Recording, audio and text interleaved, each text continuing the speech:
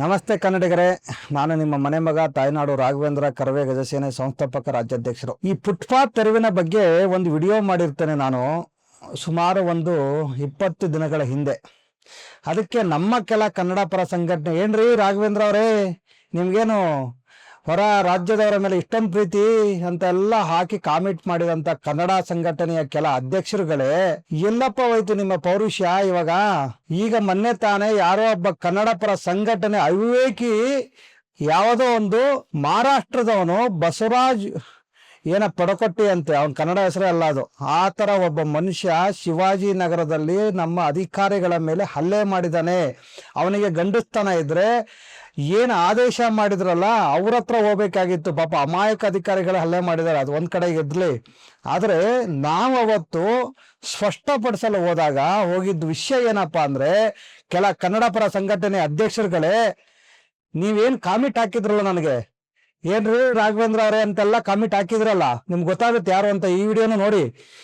ನಾವು ಸ್ಪಷ್ಟಪಡಿಸೋದು ಪೂರ್ತಿ ವಿಡಿಯೋ ನೋಡಿಲ್ಲ ನೀವು. ಅವತ್ತು ಪೂರ್ತಿ ವಿಡಿಯೋ ನೋಡಿದ್ರೆ ಎಷ್ಟೋ ಜನ ಅವಿವೇಕಿಗಳು ನಮಗೆ 100 ಕಾಮೆಂಟ್ ಹಾಕಿದ್ದೀರ ನೀವು, ಆಯ್ತಲ್ಲ.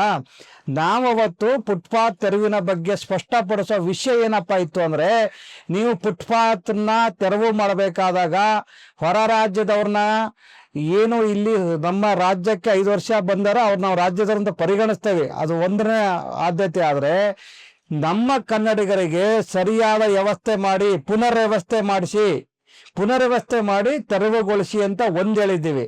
ಅದಾದ ನಂತರ ನಿಮಗೆ ತಾಕತ್ತಿದ್ರೆ, ನಿಮ್ಗೇನಾದ್ರು ಸಂವಿಧಾನದ ಮೇಲೆ ನಂಬಿಕೆ ಇದ್ರೆ, ನೀವೇನಾದ್ರು ಕರೆಕ್ಟ್ ಆಗಿ ನಾವು ಇದನ್ನ ಮಾಡ್ತಾ ಇದ್ದಾವಪ್ಪ, ನಾವು ನಮ್ಮ ಕೆಲಸ ಮಾಡ್ತಾ ಇದ್ದೀವಿ, ಸುಪ್ರೀಂ ಕೋರ್ಟ್ ಆರ್ಡರ್ ಇದೆ, ನಾವು ಅದನ್ನ ಸರಿಯಾಗಿ ನಿರ್ವಹಿಸ್ತೇವೆ ಅನ್ನೋ ತಾಕತ್ತಿದ್ರೆ, ಈ ಶಿವಾಜಿನಗರದಲ್ಲಿ ಏನು ಮೊನ್ನೆ ಹೆಚ್ಚಿದ್ರಲ್ಲ, ಮೊದಲು ಶಿವಾಜಿನಗರದ ಫುಟ್ಪಾತ್ ಹೆಚ್ಚಿ, ಮಲ್ಲೇಶ್ವರಂ ಹೆಚ್ಚಿ, ಅದಾದ ನಂತರ ತಿಲಕ್ ನಗರ ಹೆಚ್ಚಿ, ಆ ಬನಶಂಕರಿ ರಿಂಗ್ ರೋಡ್ GP ನಗರ ಮೆಟ್ರೋ ಸ್ಟೇಷನ್ ಹತ್ರ ಗುಜರಿ ಇಟ್ಕೊಂಡವರಲ್ಲ, ಗುಜರಿ ಅಂಗಡಿಯವರು, ನಿಮ್ಮ ಸೋದರರು, ನಿಮ್ಮ ಬಾಂಧವರು, ಆ ಗುಜರಿ ಅಂಗಡಿಗಳನ್ನ ಹೆಚ್ಚಿ.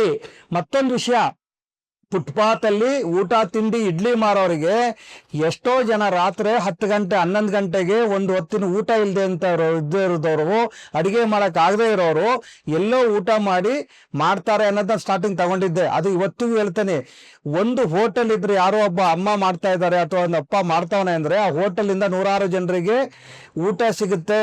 ಆದರೆ ನಿಮ್ಮ ಗುಜರಿ ವ್ಯಾಪಾರ, ಕೆಲ ಸಂಘಟನೆಯವರು ಹಾಕಿದ್ರಲ್ಲ ಕಾಮೆಂಟು, ಗುಜರಿ ವ್ಯಾಪಾರ ಮಾಡೋವನಿಗೆ ಅವನ ಗುಜರಿ ಬಿಸಿನೆಸ್ ಇಲ್ಲಿ ಅವನ ಫ್ಯಾಮಿಲಿ ಮಾತ್ರ ಹೊಟ್ಟೆ ತುಂಬುತ್ತೆ. ಮೊದಲು ಆ ಗುಜರಿ ವ್ಯಾಪಾರಗಳನ್ನ, ಗುಜರಿ ಏನು ಫುಟ್ಪಾತ್ ಒತ್ತುವರಿ ಮಾಡ್ಕೊಂಡಿದಾರ ಅದನ್ನ ಮಾಡಿ.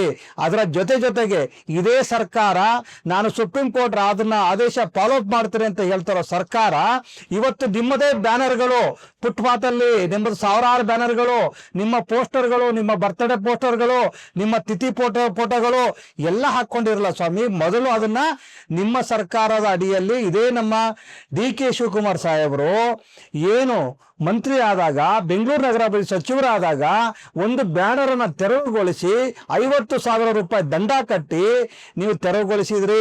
ಇವತ್ತು ನೀವು ಮುಖ್ಯಮಂತ್ರಿಗಳಾಗಿದ್ದೀರ ಸ್ವಾಮಿ. ನಿಮ್ಮದೇ ಶಾಸಕರು, ನಿಮ್ಮದೇ ಮಂತ್ರಿಗಳು, ನಿಮ್ಮದೇ ಚೀಲಗಳು, ಇಲ್ಲಿ ನೋಡಿದ್ರೆ ಎಲ್ಲಾ ಕಡೆ ಬ್ಯಾನರ್ಗಳು. ಅದನ್ನ ಯಾಕೆ ನೀವು ಸುಪ್ರೀಂ ಕೋರ್ಟ್ ಆದೇಶ, ಹೈಕೋರ್ಟ್ ಆದೇಶ ಅಂತ ಹೇಳ್ಬಿಟ್ಟು ತೆರವುಗೊಳಿಸ್ತಾ ಇಲ್ಲ ಅನ್ನೋದೊಂದೇ ನಮ್ಮ ಕಾಳಜಿ. ಅದಾದ ನಂತರ ಇವತ್ತು ಫುಟ್ಪಾತ್ ಬಾಯಿ ತೆರೆದು ಕೂತ್ಕೊಂಡಿದೆ. ಫುಟ್ಪಾತ್ ಅನ್ನ ಫಸ್ಟ್ ಸರಿ ಮಾಡಿ, ಅದು ತೆರವುಗೊಳಿಸೋಕ್ಕಿಂತ ಮುಂಚೆ ಫುಟ್ಪಾತ್ಗಳಿರೋದು ಕಲ್ಲುಗಳಲ್ಲಿ, ನೀವೇನು ಸಿಮೆಂಟ್ ರೋಡ್ ಮಾಡೋ ಕಡೆ ಎಲ್ಲ ಕಡೆದು ಫುಟ್ಪಾತ್ ಮಾಡದೇ ಇದ್ದಂಗೆ ಜನಗಳ ಬಲಿಪಡಿಸುವ ಆಗ್ತಾ ಇದ್ದಾರೆ. ಇದರಿಂದ ಮೊನ್ನೆ ಅದು ಯಾರೋ ಒಬ್ಬ BJP ಮುಖಂಡ ಕೈಕಾಲು ಮುರ್ಕೊಂಡು ಬಿದ್ಕೊಂಡವನೆ ಹಾಸ್ಪಿಟ್ಲಲ್ಲಿ. ಆ ರೀತಿ ಆಗ್ಬಾರ್ದಲ್ವಾ? ಅದನ್ನ ಫಸ್ಟ್ ಸರಿ ಮಾಡಿ. ನಿಮ್ಮ ಕರೆಂಟ್ KV ಟ್ರಾನ್ಸ್ಫಾರ್ಮರ್ಗಳು ರೋಡಲ್ಲಿ ಅವೆಲ್ಲ ಓಪನ್ ಆಗಿ ಬಿದ್ದಿದೆ. ಶಾಲಾ ಮಕ್ಕಳುಗಳು ಕರೆಂಟ್ ಮುಟ್ಬಿಟ್ಟು ಎಷ್ಟೋ ಜನ ಸತ್ತೋಗಾರೆ. ಫಸ್ಟ್ ಅದನ್ನ ಸರಿ ಮಾಡಿ. ನಿಮ್ಮದೇ BBMP ಅವರು ನೀವು ಸಂಬಳ ಕೊಡದೆ ಕಸಗಳನ್ನ ರೋಡಲ್ಲಿ ಹಾಕ್ತಾರೆ, ಅದನ್ನ ಸರಿ ಮಾಡಿ ಅಂತ ಹೇಳೋದು ತಪ್ಪ ಸ್ವಾಮಿ? ಯಾವನೋ ಒಬ್ಬ ಕನ್ನಡ ಪರ ಸಂಘಟನೆ ಅವಿವೇಕಿಗಳು ನಮ್ಮನ್ನ ಮಾಡ್ತೀರಾ. ನಮ್ಮ ಹೋರಾಟದ ಬಗ್ಗೆ ಗೊತ್ತನ್ರಿ, 15-16 ಕೇಸ್ ಹಾಕೊಂಡಿದ್ದೇವೆ, ಆಯ್ತಲ್ಲ. ಇದೇ ತರ ನಾವು ಇಡೀ ರಾಜ್ಯದಲ್ಲಿ 5.5-6 ಲಕ್ಷ ಜನ ನೋಂದಾಯಿತ ಸಂಘಟನೆ ಕರವೇ ಗಜಸೇನೆ.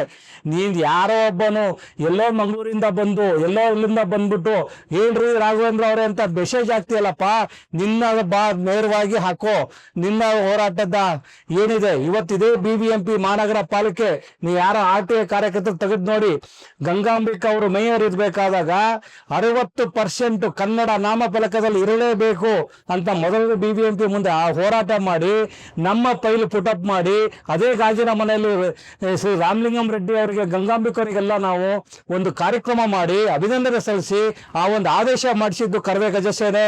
ಯಾರೇ ರೋಡಲ್ಲಿ ಹೋರಾಟ ಮಾಡಿ ಯಾರೋ ಮಾಡಿದ್ದಲ್ಲ ಅದು, ಆಯ್ತಲ್ಲ. ರೋಡಲ್ಲಿ ಹೋರಾಟ ಮಾಡಿ ಸೋಷಿಯಲ್ ಮೀಡಿಯಾದಲ್ಲಿ ಮಾತಾಡೋರೆಲ್ಲ ಹೋರಾಟಗಾರರಲ್ಲ. ಅಥವಾ ಈ ತರ ನೋಡಿ, ನಿನ್ನೆಲ್ಲ ನಾವು ಶಿವಾಜಿನಗರ ಏನು ಫುಟ್ಪಾತ್ ತೆರವಿಗಲ್ಲ, ಅದೇನೋ ಕನ್ನಡ ಸಂಘಟನೆ ಕನ್ನಡದ ಕಂಬ ಕಿತ್ಬಿಟ್ರು ಅಂತ. ಯಾಕ್ರಿ ಕನ್ನಡದ ಹೆಸರಲ್ಲಿ ಬದುಕ್ತಿರೋರಿ? ಕನ್ನಡ ಹೆಸರಲ್ಲಿ ಜೀವನ ಮಾಡೋದನ್ನ ಫಸ್ಟ್ ಬಿಡಿ. ಕನ್ನಡ ಹೆಸರಲ್ಲಿ ನಿಮ್ಮ ಹೆಂಡ್ರು ಮಕ್ಕಳಿಗೆ ಊಟ ಹಾಕೋದನ್ನ ಫಸ್ಟ್ ಬಿಡಿ.